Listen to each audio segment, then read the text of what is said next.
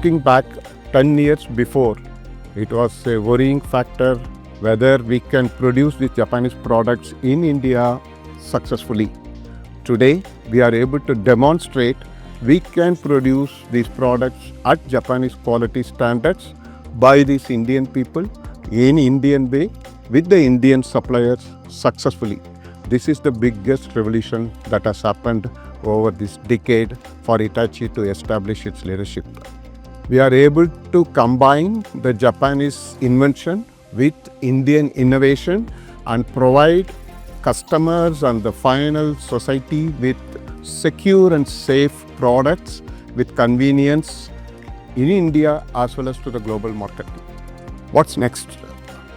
We are going to launch next generation ATMs, upgradable dispensers which can be converted into cash recyclers at a later stage, UPI enabled CRMs, and multi-purpose kiosks for multifunctional usage for different customers.